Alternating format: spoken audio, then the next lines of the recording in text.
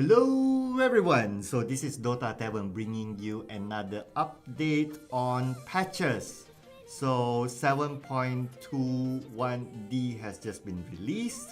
But before I go further, don't forget to like, subscribe, ring the bell, and tell your friends about it. Do all that sexy G's and all that I absolutely love. Spread some love around, right? Alright, so I don't intend this video to be long, so some of it I will give my thoughts around it. Generally, I'll be reading through the patch notes. Some of them I'll just be reading through around it, and some of them I will give my thoughts around it. Intended for not the video to be too long. I'll leave a link in the below, of course, for you guys to check out the full patches. Alright, so the first one here says that Dire Hard Cam Pool is now easier to do. Right, so this is important because whenever you are a support hero on the Dire Hard Cam, which is normally on the top left of the map, it's always very difficult to have that double pool. You guys know what I mean.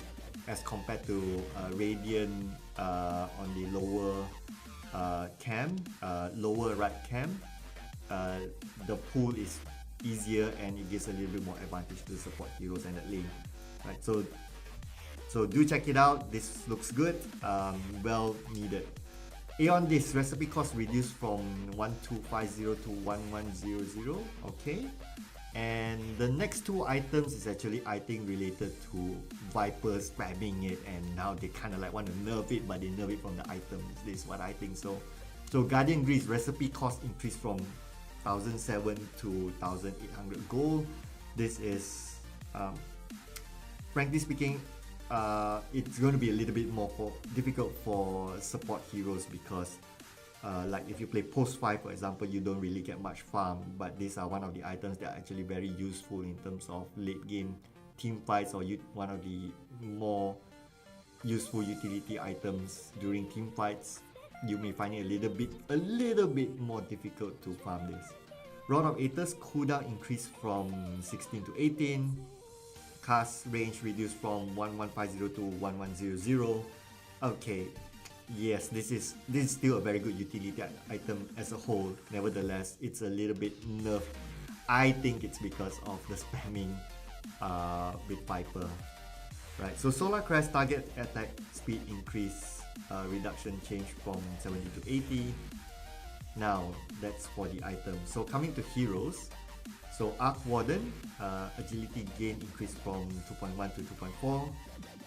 The skill of Tempest Double duration increased, right? So there's a number there, I'll leave it in the link below, you can check it out. X strength gain increased from 3.2 to 3.4. Now, I think X has fallen out of favor a little bit because of the meta seems to be getting less popular in picks. So this is interesting move to try to gain back the popularity of this hero through this meta. So I think it's quite well received. So Brood Mother, base damage increased by 3. Centaur War Runner, so the skill of double edge damage increased. Talents, level 20 talent increased from 50 retaliate damage to 70. This is so interesting. Retaliate is already a very annoying skill, especially when it comes to hitting heroes, those kind of heroes with fast hitting. It's already very annoying as it is. Now with this talent, it's going to be even more annoying, right? So good for CW spammers or people who like to play CW. Chen, the skill of Divine Favor duration reduced. Okay, from 14 to now they have a tier. Dragon Knight, Elder Dragon Form slow increase from 30 to 40.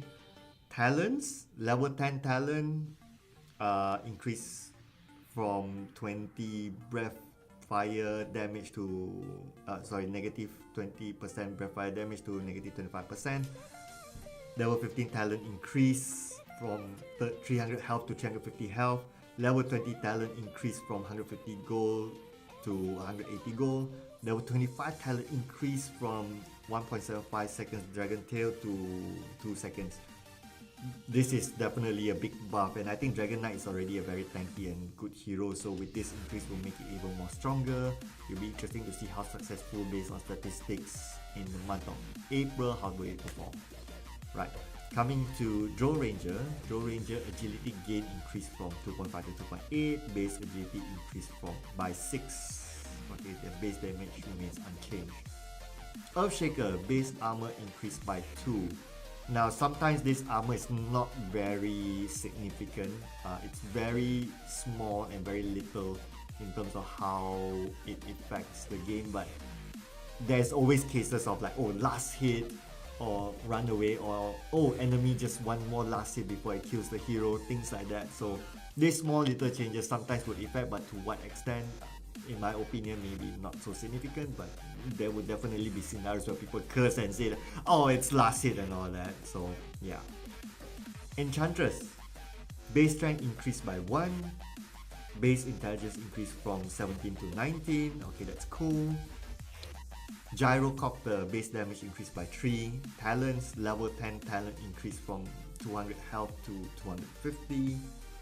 Okay. Juggernaut, okay, this is going to be interesting. Omni Slash cooldown increased from 130 to 140. Now, in my opinion, Jug, ever since they nerfed the Omni Slash, the way it's executed, it has been very, very bad for the hero. Seriously, I think in the whole patch, this is probably the worst affected hero. It's already as such where it depends on the attack speed. Now even increase the cooldown from 130 to 140. Not a good day for Jug users, yeah? Alright. So Leshrac, Diabolic Effect, damage reduced. Life Stealer, Rage cooldown increase. Right, I always find Life Stealer to be a very annoying hero, especially in recent patches, so little bit okay, cool that they kind of nerfed this hero a little bit. Lina, agility increase from 16 plus 1.5 to 23 plus 1.8. Mars, okay, Mars has been a little bit OP, and I think there is one posting mentioned on Liquid's page that Mind Control mentioned that Mars is OP. Yeah, like he acknowledged that.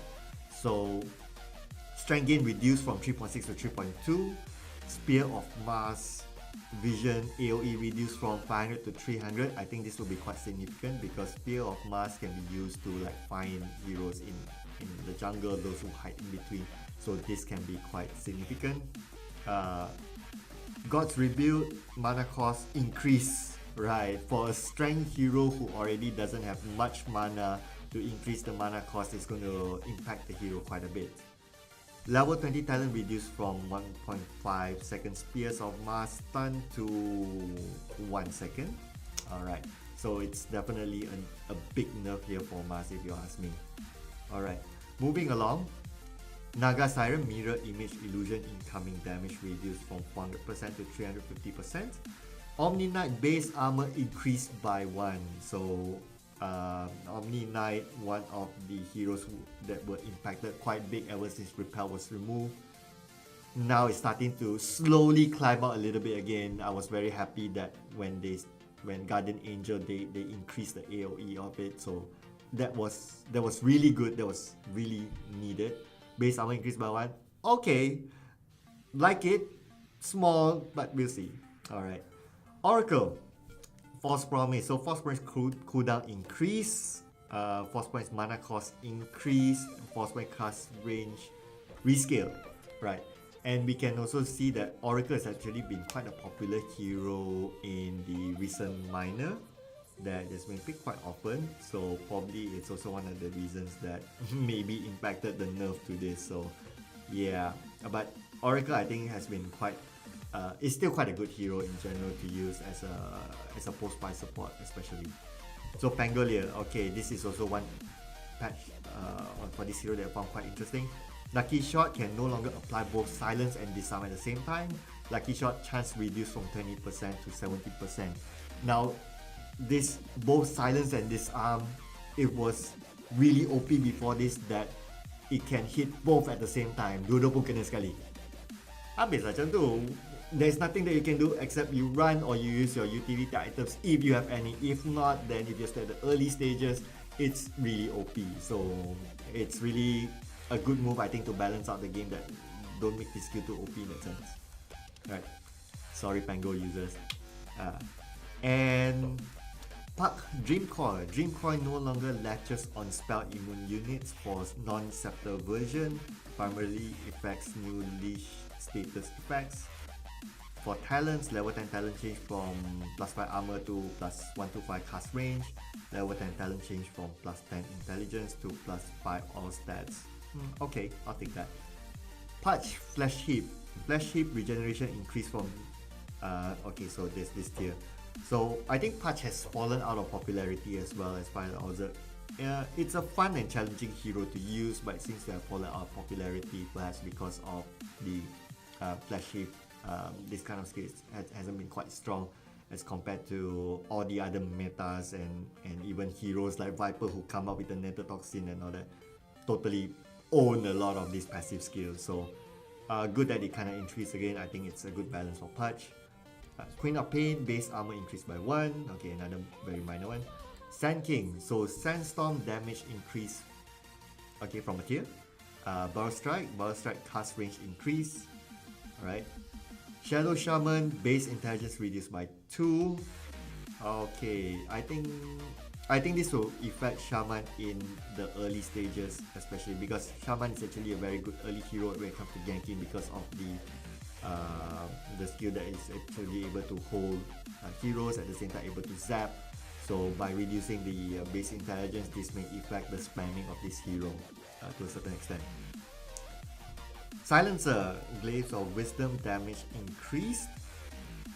Skywrath Mage, Mystic Flare damage increase. Right, okay. Skywrath actually has been quite interesting, especially bundled together with the Rod of Aethers.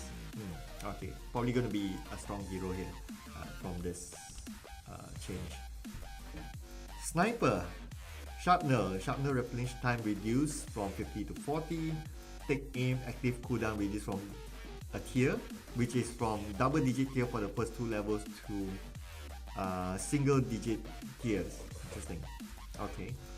Spirit Breaker Charge of Darkness cooldown reduced from 12 to 11. Okay, that's pretty cool. Okay. And Storm Spirit intelligence increase. Alright. Storm Spirit, which is a intelligence or mana hungry hero with this increases. Would totally love it.